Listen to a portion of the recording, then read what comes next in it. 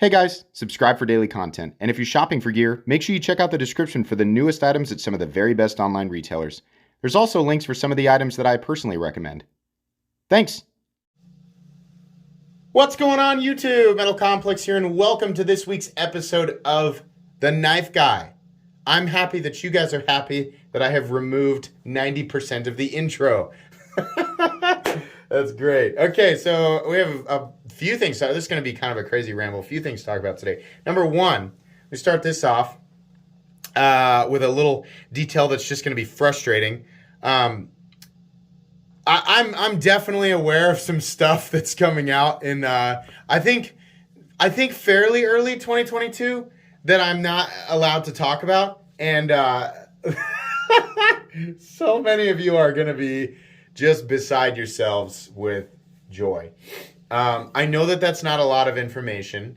I know that can be frustrating to hear, but if you've found yourself maybe in a rut lately, not just in the knife world, but just with life, and you just, like any little thing to kind of perk you up and be excited for, there are a lot of, just out of the stuff that I am aware of, and it's not just with one or two, knife makers or companies. There are a lot of things that are in the works that are going to make 2022 a super duper interesting year and a really fun year for the knife world. So, just, be ready for it, because it's going to be really cool, and you can rest assured that I'm going to cover this stuff, as much of it as I can, on this channel. Also, so it's going to be a little bit till you see the review on this, but those of you who watch Knife Guy, I don't mind saying this and kind of giving you guys a sneak preview. The F3NS, and I'm sure you guys heard this story in the unboxing, but if you didn't, right, I had one of these a long time ago, and I say a long time ago, it was like months ago. And I loved it, but and if you remember, it was not the bronze edition. This is the bronze version with the bronze clip and the bronze backspacer. I loved it. Absolutely fell in love with it. But the apex of the edge was not perfect. It was just like it came off the belt funny or something, and it just wasn't super duper sharp. Everything else about it was perfect. So I sent it back to Recon One, and they were like, "Oh, okay, no problem. We'll send it back off for sharpening. Do you want to like a credit?" And I was like, "Yeah, that's fine. I'll take a credit. I'll just pick up another F3NS when they come back in." So I waited and waited and waited, and finally saw this bronze one the other day, and I said, "Oh yeah, I got to have that back." And it's come in, and this one is just wonderful. The edge is perfect. Everything about the knife is absolutely perfect. And the review, you guys aren't gonna see the review because of how this is scheduled. It's been filmed. You're not gonna see it for like 3 weeks. The F3NS is one of the greatest folding knife designs ever, in my opinion. It is legitimately one of, if not the very best, like it might be the very best knife design that's out there. Now, as far as knives in my collection that I enjoy more, it's really hard for me to beat like the Arch Nemesis, right? The custom Arch Nemesis. And between Brian Nadeau and Shirogorov, I've never seen such perfection in, like just overall quality, fit and finish, attention to detail. Now, this is a custom knife. It costs a lot more. This is still a production knife, right? So entirely machine made. There are some manual processes and things like that, but I have never handled knives that are more perfect than Sharp by Design or Shirogorov. As far as the design on the Arch Nemesis, I just really like it. There's a lot of things that don't make it very practical. I just love it, right? I just love the knife, and also because my wife, that was a gift from my wife, right? So it's just something that I really, really love. But as far as like knife designs go, and just when we're considering like function and ease of manipulation, all these little things, there's a lot of stuff that's in that review. You're not going to get a review on the F3NS today on Knife Guy. There are a lot of things that make this, for me, a perfect knife. Now, for other people, the F3NS is just going to be too big. It's 8.75 inches overall with a 4-inch blade, right? That's actually a little bit outside of what I typically like to carry, right? I usually cut it off at about 8.5 inches, but there's so many things about this that are just perfect. And it's funny. That's not a knife that I ever really thought I would enjoy. I remember seeing, because like if you look at this, the F3NS, it's a lot. It looks like a folding steak knife, right? A lot of people say that it's boring, and yeah, I would have agreed with you. Back during the time where I was absolutely lusting over Hinderer knives, right? Like this is the aesthetic that I was and I still am more attracted to this aesthetic than I am the F3's aesthetic. But there was no part of me that was interested in something that looked as polished, or it was. I mean, this kind of looks like a really, really almost like if an Aston Martin, if it was a knife. That's what it kind of looks like to me, right? And that wasn't the aesthetic that I was interested in. I was much more interested in sort of the Dodge Challenger aesthetic, right? That's if we're talking cars. That's kind of how it looks to me. Kind of goes along with the price tags as well. But you know, I was always hesitant to pick up a Shirogorov because they were so expensive and they were so hard to find. And you know, it's like it's hard when you're watching videos and you're looking for information on certain knives, and you're watching videos, and you know, you watch a video of a guy who's like, you know, talking about the Shirogorov and he just loves it, and then you find out slowly throughout the upload that this guy has a lot of Shirogorovs, right? And so he's a collector? And I realize that's the same thing that people do with me and Hinderer knives. They're like, oh, cool, a video on a Hinderer knife, and then they find out that it's like I'm like a Hinderer super fan, and then they're not sure if they want to listen to me, you know? So, like, I get that. It's kind of difficult, but finally transitioning and getting to a point where I, you know, was comfortable paying. I'm not going to say you're never really comfortable spending that much money for a knife. But then there are certain knives that make you go, oh, I feel so much better, right? Like the Quantum and the F3. I've handled some other Shirogorovs and they're cool, but it's like, for me, I don't want to spend that much money on it, right? But as far as like if you're going to spend something like $900 on a knife, and let me be clear about this. I said this in the review as well. No one needs a $900 pocket knife. Every time I talk about expensive knives, there's one guy who thinks he's informing the whole world that you're not going to gain that much in terms of utility between a $900 pocket knife and something like a $50 or a $100 pocket knife. Yeah, everybody knows that. Nobody, I mean, unless you have crazy money and you're just not aware at all, right? You're just brand new to the knife, and you're like, I'm just going to randomly drop $900 on a pocket knife. Not many people like that exist, right? 99.9% of the people who are spending this type of money on a knife are not under the impression that they are buying that much more utility. They're not paying for that. What they're paying for is this level of craftsmanship, right? Which some people are going to say is nonsense. It doesn't exist, and it's something that people are reaffirming themselves with. It absolutely does exist. You cannot get this level of quality in a pocket knife. Overall, feeling just little teeny tiny things. The finely tuned detent, the perfect action, the way that all of the lines and everything, every last detail of this knife, they have chamfered the edges of the frame that shadow box the scales and are then again chamfered, right? The teeny tiny little detail, like this area right here. Now, some people aren't going to value stuff like that, but that type of thing not only takes a very, very specific and practiced like design eye, right? But it takes a lot. There's a lot of machining involved, a lot of precision machining. You have to make sure everything is constantly, all of the machines that are responsible for, you know, churning these pieces out are tuned and maintained perfectly. Everything has to be so perfect. I talk about this in the review too.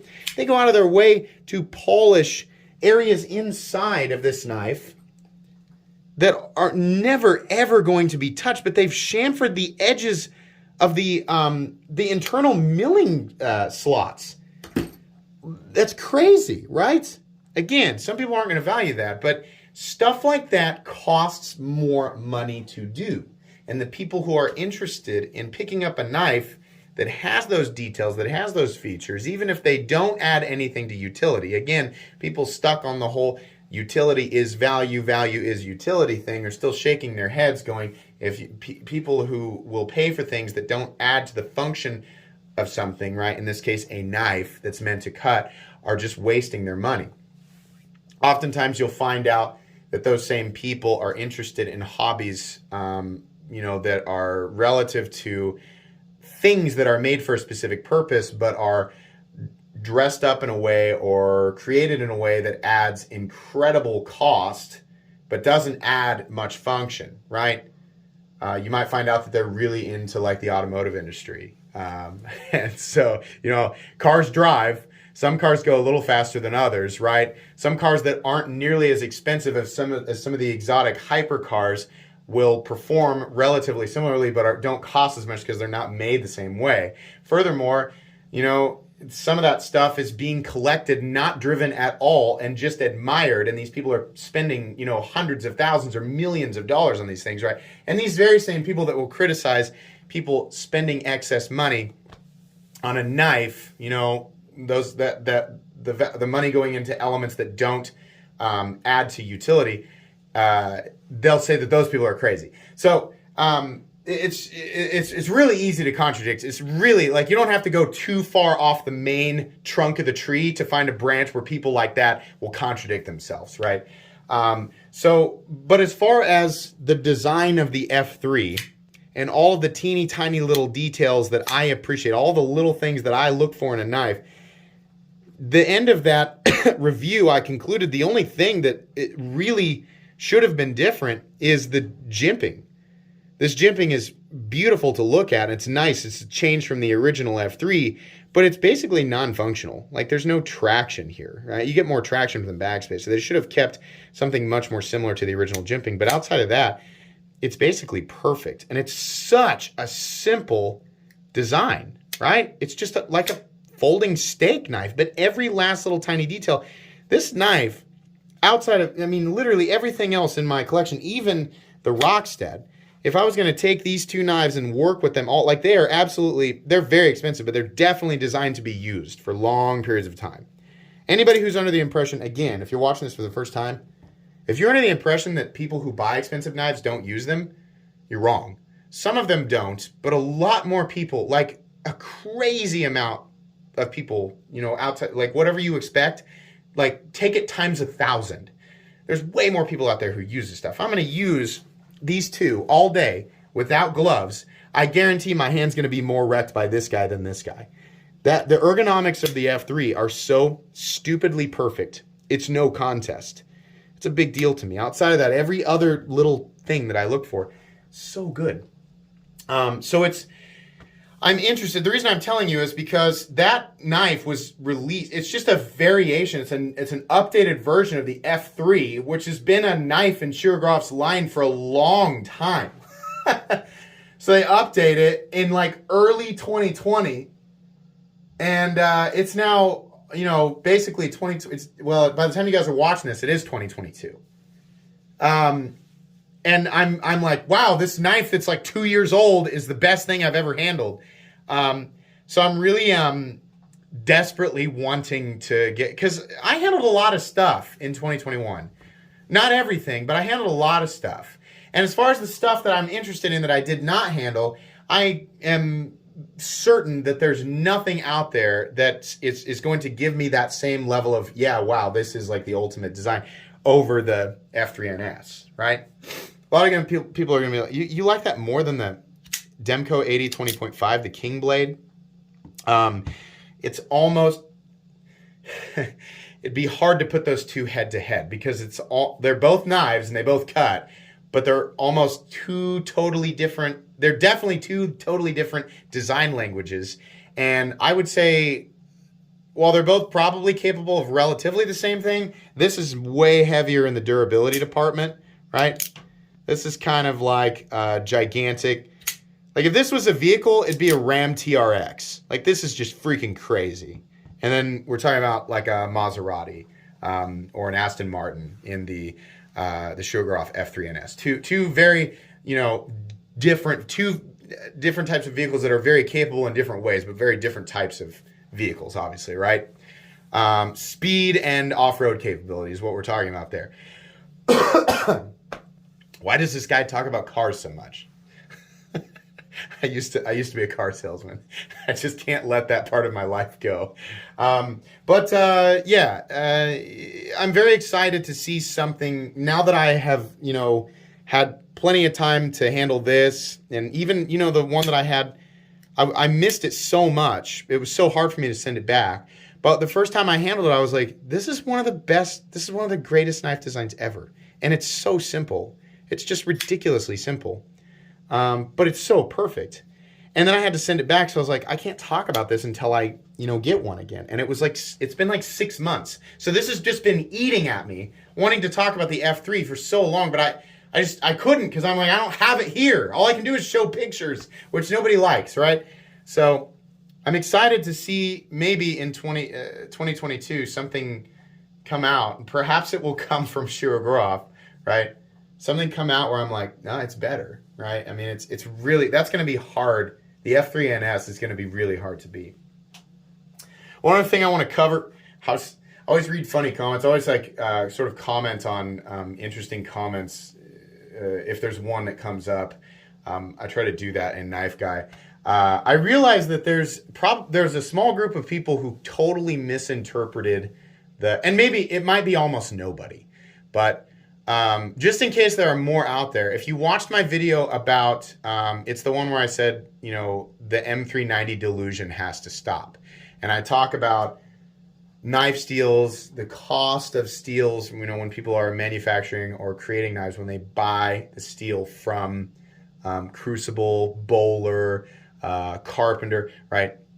There are definitely different tiers, and there are definitely different steels that we expect on different tiers or price tiers of knives, but the cost that is associated with certain steels is not nearly as, dramatically different as some people might think. And the example that I kept beating into the ground was M390 versus steels like S30V. People automatically assume M390 is this godlike steel that is vastly superior just all the way around than a steel like S30V, and a lot of it is based on people just don't know the difference between M390 and S30V, and also M390 just seems like a newer thing. Like S30V has been around forever, so a lot of people who do know the difference are like S30V is old and M390 is the new thing. Now we're actually at a point where M390 is almost being like aggressively shoved aside. M398 exists, right? Even though, again, it's just a different composition, right? It's the multi-directional teeter-totter, like going up and down. MagnaCut, right?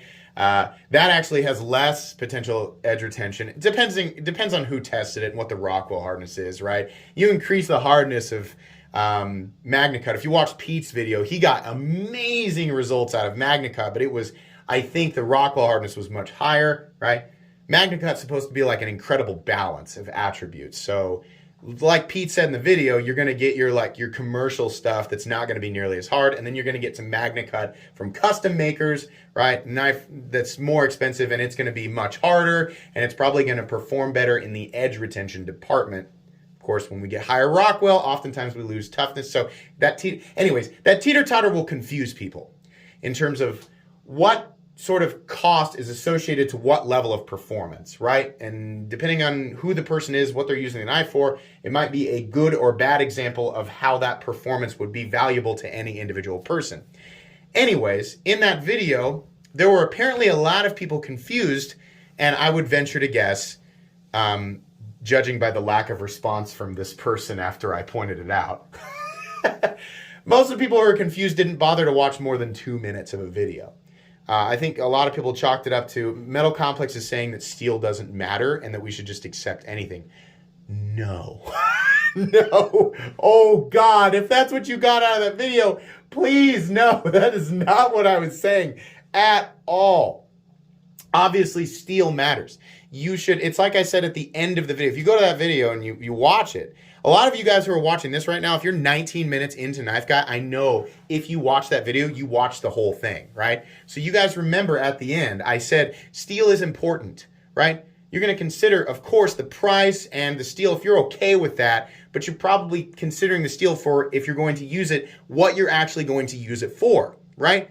But then, furthermore, if you're going to judge the price, you should be judging it more heavily on how it was made, where it was made. Those are the types of things that have the greatest impact on the overall cost of the knife. So the video was never about steel doesn't matter. Not at all. In fact, it's really confusing how like anybody who did watch the video, if they came to that conclusion, it's like, how? How did you come to the conclusion that that's what I was saying? No, I was saying we need to stop putting M390 on this incredible, invincible pedestal, right? As if like any knife that you buy, no matter how it's designed, the best steel for it is M390. No, that's just what a lot of production companies and knife makers do because they know that it will sell, right? That's just people feel the most comfortable. They're like, this is an expensive knife. I just really need it to be M390 so that I can feel good about it. I don't really know why. It just makes me feel good about my purchase, right? M390 is a great composition. You know, it's in terms of edge retention. It's not my favorite because it's chippy and it kind of sucks to sharpen in my experience. And I don't need corrosion resistance nearly as much as other people. So it's kind of, you know, when I ranked the steel, I ranked it as C.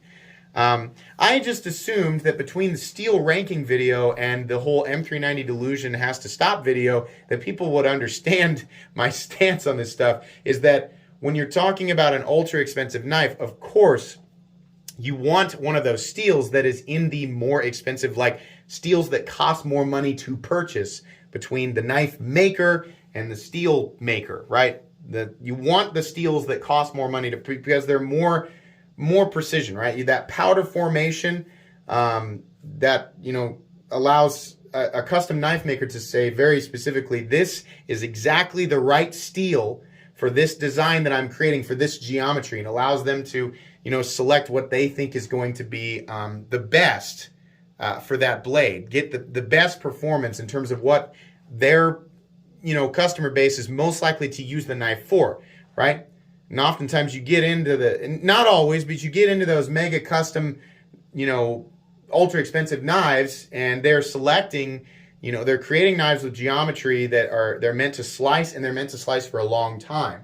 So a lot of that stuff is powder formed with very high potential edge retention, and it is oftentimes properly accentuated in that knife. Sometimes it's just a big old chunky crazy thing, and they're like, yeah, toss some M390 on there because that's what people like, right? But that was my point, is that we obviously have different tiers of steel that are going to be associated, you know, with the budget realm, the mid-range realm, and then the ultra high-end. But dismissing compositions like S30V just because they seem like they're old news, or they seem like they're, for whatever reason, just inferior to steels like M390 is just wrong. It's very wrong, and that idea is born out of a misunderstanding of steel composition entirely. There is no like perfectly progressive, like this steel is, like if we're talking about powder steels, we're talking about ultra premium steels, a lot of people would be like, okay, so you have your D tier, you have your C tier, your B tier, and your A tier, and universally for everybody, S30V is D tier, and then M390 is going to be A tier. No, it just depends on who you are and what you're using the knife for, right? And if you talk to those people, like, why do you say, well, S30V blades are, they don't cost nearly as much, but the more expensive stuff is going to be M390. That's really vague. It makes it sound like, you know, it might cost like $50 for S30V and like $200 for, no, not even remotely close. They're so much closer together. It's just a few dollars difference. I mean, well, that's not fair. It depends on the quantity that you buy, right? But no, it's not. It's just that, you know, a lot of these people have noticed that that's what people grab for, is the M390. So no, not at all was I saying that steel doesn't matter. I'm not poking fun at people. Like, if you didn't watch the video, then that's on you. But people who did watch the video, if that's the conclusion you came to, then maybe my delivery wasn't perfect. And this is probably a very isolated group of people who got that out of that video. And I just wanted to make sure and say, like, you know, no, but also please go back and watch it, because the last thing I want to do is misinform a whole bunch of people and tell them, yeah, just accept whatever steel on your knife. It doesn't matter. No. Oh my gosh. Absolutely. You definitely want to be paying attention to the steel on your knives. And steel is absolutely something to consider. Furthermore, I had another comment that was just shockingly. Now, this person, I realized that it was either a very aggressive troll or just an angry person. That there was no, I couldn't reason with him. This person was aggressive, like hyper aggressively upset about how, YouTube influencers, me, I'm sorry, it looks like it was a thumbs down. I was like 2 thumbs, like this guy, right? This guy. We're pushing these ultra hard steels that you can't actually use. So for the longest part of this conversation, I was convinced that this is a troll. Nobody can actually think like this. The way that this guy thought was, number one, all ultra premium steels that are being pushed by influencers are extremely hard in, Rockwell hardness. And a lot of them are definitely harder than less expensive steels, but that they're not actually meant to be used, and that they will shatter the moment you try to use them. And so when I was talking about MagnaCut in a video, which is nowhere near the hardest steel out there. The funny thing is MagnaCut is actually very tough. Anybody who, even understands like surface level composition, which is about where I'm at, tip of the iceberg, not a professional. You know that, different Rockwell hardnesses will affect different compositions differently because there's different stuff in the cake mix, right? So for example, 68 Rockwell hardened M390 and 68 Rockwell hardened ZDP 189 are very different in terms of toughness. That 68 Rockwell M390, if you could get it that high, would actually probably shatter. But ZDP, no. I've got one right here. It's because of the composition, right? Especially in this case, the geometry of the blade. It's very tough. I mean, for, not versus anything, but it's very tough considering it's at 68. So this guy was like, Rockwell has like a static effect on all compositions, and anything that's, that goes beyond a certain point is just marketing nonsense, and influencers are falsely, making these incredible claims to, I don't know, I guess like sell this stuff, which doesn't make sense because you guys know that I also push budget knives that I think are good deals or anything like that. Basically what was going on here is, again, either number one, this guy was a troll, and number two, he just believed this and did zero research. Like literally did not even make the minimum effort. Obviously there are videos all over YouTube of people using ultra high Rockwell hardness blades and actually doing some pretty heavy duty cutting with them. Rockstead themselves has some pretty impressive cut test videos where they're not being ultra nice to the knives and they are performing incredibly well. Beyond that, there have to be thousands of videos of people actually using premium knives with premium steels that are very hard and they're successful in whatever it is they're trying to do, right? I've seen people baton with M390 before at a relatively thin geometry. It's not one of the toughest compositions out there, but apparently it can handle stuff like that. So this guy was like aggressively, he was so mad that premium steels existed, that hard steels existed, and that there was no way. And he was suggesting, it was in, I think the comment was actually under the Spyderco Mule video where it came in MagnaCut, and I was excited to be able to test it. And somebody was like, oh, I can't wait to get, my this knife or this knife when it comes out in MagnaCut. And the guy was like, yeah, and as soon as you try to cut into cardboard, the blade's going to shatter. And that's when I thought, like, this is a troll. Like, nobody thinks like that. But the more I talk to this guy, the more I realize, like, that's what he actually thinks. He actually thinks MagnaCut will just shatter. No, that's not true. It's absolutely not true at all. I mean, like, you make a blade out of glass, well, sure, yeah, but that's not what this stuff is. And I kept saying, I was like, you can, just like a half step in any direction on the internet, there's proof out there that this is just not right, So I don't know why I'm sharing this with you, because this is like this is the only comment that's the only person I've ever met or ever talked to on my channel that they had that point of view. Out of 85,000 comments this year, that was the one person who was just under the impression that the whole upper end of the premium composition world was just full of, it's like the Illuminati of the high-end World of Steel is this big conspiracy to push this stuff that is considered to be high end, but is actually very no, not at all. It's very, very functional. But I know that most of you guys like. I just thought you would find that humorous that there was somebody out there who was just really pushing that thought process. Anyways, it's a long episode of The Knife Guy. I thought it'd be fun to kick things off in 2022 with a very, just like a classic Metal Complex rant where it's about a bunch of different stuff. So I hope you enjoyed. Hope you guys, I know you guys like to just turn this on and drive, do chores, whatever. Hope you guys were all at least mildly entertained. Sorry I didn't get the knives out and flip them. I'll go ahead and do that for anybody who's never watched this before. Hinder XM18, 3.5-inch Gen 6 Harpoon Spanso. Demco 8020 in titanium. We have the Sharp by Design Evo Typhoon in Damasteel. These are the production ones. Then we have the Vero Engineering Isotope. This one in Timascus, very cool. We have a true Sharp by Design custom Arch Nemesis. We have the Rockstead Higo 2. Sorry, I'm just gonna have to lean you off the edge there. We have the Shirogorov Quantum, definitely one that I really, really love. Of course, the Shirogorov F3, definitely the new king of designs on this channel anyway.